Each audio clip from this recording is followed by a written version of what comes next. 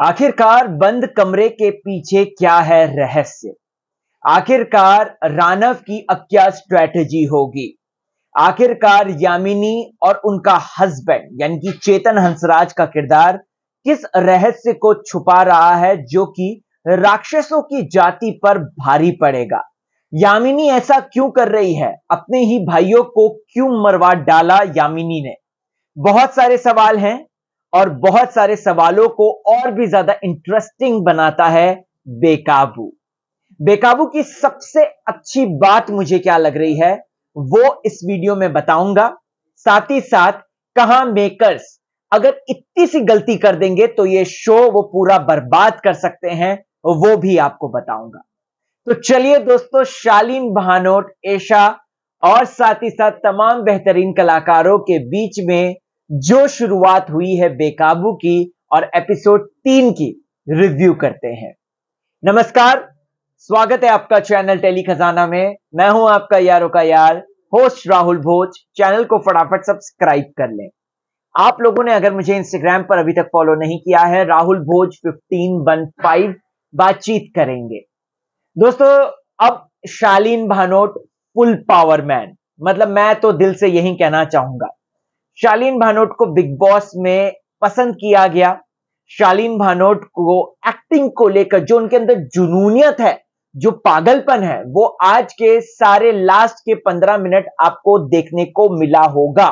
वो लास्ट के 15 मिनट मतलब मेकर्स ने एक पूरी स्ट्रैटेजी रखी है। अगर आपने नोटिस किया होगा, जब से शालीन का किरदार इंट्रोड्यूस हुआ है तब से मेकर्स ने एक स्ट्रैटेजी रखी है कि स्टार्टिंग में भले ही वो एल पैल डेल सबको दिखाते हैं, लेकिन जो लास्ट के 15 मिनट या 20 मिनट होते हैं वो शालीन पर फोकस हो जाता है और किरदार के साथ जो हमारी हमदर्दी जुड़ी है दोस्तों, वो और भी ज्यादा प्रबल और स्ट्रांग हो जाती है।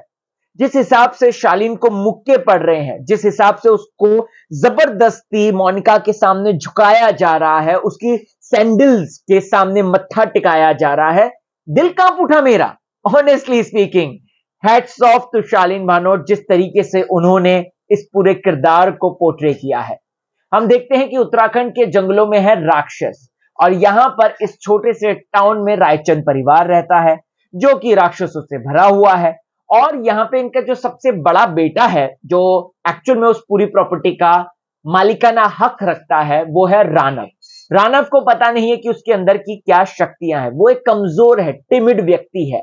और अब रानव का जो ट्रांसफॉर्मेशन हुआ है प्रथम में, वही इसे सबसे ज्यादा राक्षसों का महाराक्षस बनाएगा, यानी कि प्रथम इज बैक। तो प्रथम और रानव दोनों, मतलब एक तरफ जहां पे प्रथम का जो एक जुनून है, पागलपन है, जो राक्षसों के प्रति उसकी दीवानगी है, पागलपन है, वो तो होगा ही होगा रानव में। साथ ही साथ रानव में जो एक सॉफ्ट नेचर है, जो एक तरीके का लोगों की हेल्प करने का जज्बा है, वो भी कहीं ना कहीं जो है उसे महाराक्षस बना देगा। यामिनी किस रहस्य को छुपा रही है, यह मैं बिल्कुल जानना चाहता हूं। पार्टी का सीन तो दिखाया गया, साथ ही साथ उन्होंने स्टैब्लिश कर दिया कि एक बंद दरवाजा है जिसमें मंत्रोच्चारण के साथ काफी धागे बंधे हुए हैं।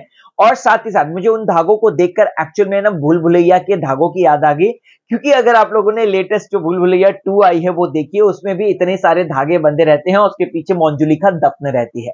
तो इसका मतलब कि वैसे अंजुलिका थी वो, मंजुलिका नहीं। तो वैसे अगर बात की जाए दोस्तों, तो क्या इस दरवाजे के पीछे, उस बड़े से ताले के पीछे जो है, क्या वाकई में राक्षसों का कोई बड़ा रहस्य छुपा है? भाई, ये कहानी बहुत ज्यादा इंटरेस्टिंग हो रही है। क्यों मुझे बेकाबू पसंद आ रहा है, मैं सबसे बड़ा और इंपॉर्टेंट पॉइंट रखता हूं, क्योंकि इसकी स्टोरी खींची नहीं जा रही है। खट खट खट खट, जैसे आप लोग कॉमिक बुक्स पढ़ते हैं, जैसे आप लोग कोई डिटेक्टिव सीरीज देखते हैं, या फिर मनी हाइस्ट अगर आप लोगों ने देखी होगी, खट खट खट। यू गेटिंग इट मैं क्या कहना चाह रहा हूं? तो ये इस पर्टिकुलर शो की सबसे अच्छी बात है। Hats off to Ekta ma'am कि उन्होंने इस तरीके का कॉन्सेप्ट सोचा, और ये अपने आप में एक रिवोल्यूशन है। एक्चुअल में मैं आपको बता दूं दोस्तों, तो देखो ऑनेस्टली स्पीकिंग, सीरियल्स का जो हमारे इंडियन धारावाहिक आते हैं उनमें ना बहुत लंबी स्टोरी खींच देते हैं, ठीक है। स्टार्टिंग से रूपरेखा बांधते हैं और उसके बाद जाके बहुत एपिसोड बाद उसको रिवील करते हैं। लेकिन बेकाबू की सबसे अच्छी बात यह है कि ये शो जो है ये खट खट खट ऐसे चल रहा है, मतलब कि एक शॉर्टकट फिर दूसरा फिर, और वो स्टोरीज आपस में इंटरकनेक्टेड हैं। सबसे अच्छी बात बेकाबू की ये है कि वो आपस में कनेक्टेड है। आप ऐसा नहीं सोचें कि कोई अच्छा ये पीस क्यों आ गया इसमें, अच्छा ये शादी का सीक्वेंस क्यों डाल दिया यहां पे।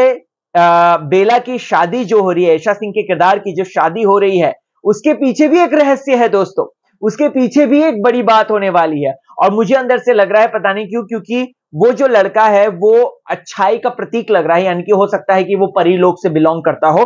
This is my wild guess, this is just my wild guess. Let's see what's written in that entire script. I really don't know about that. चलिए दोस्तों, थोड़ा सा बात कर लेते हैं हम यामिनी की। यामिनी आखिरकार किस रहस्य को छुपा रही है, ये तो मैं जानना चाहता हूं। साथ ही साथ अपने भाइयों के साथ उसने क्या किया है, ये भी जानना चाहता हूं। पिताजी जो उसके राक्षस राज थे, उनके साथ क्या किया है, कहीं उनको तो नहीं बंद करके रखा है उस दरवाजे के पीछे, ये सबसे बड़ा सवाल आता है। और वो मंत्रोच्चारण करके उनकी पावर्स को रोक रखा है, क्योंकि उसके बाद, क्योंकि जब से प्रथम मरा, धरती के अंदर दफन हुआ, उसके बाद से यामिनी और उसके हस्बैंड इन सब ने टेक ओवर कर लिया, और जो बुराई है वो है। और अरिजीत अनेजा का जो किरदार था, जो फर्स्ट एपिसोड में एक लड़की को खा रहा था, अगर आपको याद होगा तो उसका क्या हुआ, वो वापस आएगा या नहीं, वो जिंदा है या नहीं, बहुत सारे सवाल हैं। और उन सारे सवालों का जवाब जो है वो मिलेगा हमें बेकाबू के आने वाले एपिसोड में। बट हाँ, ये अच्छी बात है कि शालीन की दिल खोलकर जो एक्टिंग आ रही है, या शालीन की जो दिल से एक्टिंग आ रही है दोस्तों, लिटरली मजा आ रहा है मुझे। वो सीन देखकर लिटरली एकदम रोना सा आ गया, जहां पर मैंने देखा कि उसको मार रहे हैं, मतलब इतना हट्टा कट्टा व्यक्ति को जिस तरीके से वो बुरी तरीके से मार रहे हैं, मुझे ऐसा लगा कि यार मतलब इसको पावर दो यार, इसको शक्तियां दो, कम से कम इसके पास वो ताकत आनी चाहिए। एंड थैंक गॉड कि हमें फटाफट दिखाया गया, मतलब खट खट खट करके दिखाया गया कि हाँ, रानव के पास अब शक्तियां आ गया। अब नेक्स्ट एपिसोड में रानव अपनी पहचान, अपनी आइडेंटिटी, यानी कि प्रथम अपनी पहचान, अपनी आइडेंटिटी को ढूंढेगा, और यही देखना इंटरेस्टिंग होगा। सो गाइज, बहुत इंटरेस्टिंग हो रहा है, I am looking forward for it. आप भी देखिए, मैं तो चाहता हूं एपिसोड देखिए, और उसके बाद हम लोग इसी तरीके से बातचीत करेंगे फर्दर। अगर आपको मुझसे बातचीत करनी है about this, about Shalin Bhanot, about Eisha, सबके बारे में, तो you can join me on my Instagram, Rahul Bhoj, RAHULBHOJ 15। Okay, see you over there, bye bye, बेकाबू।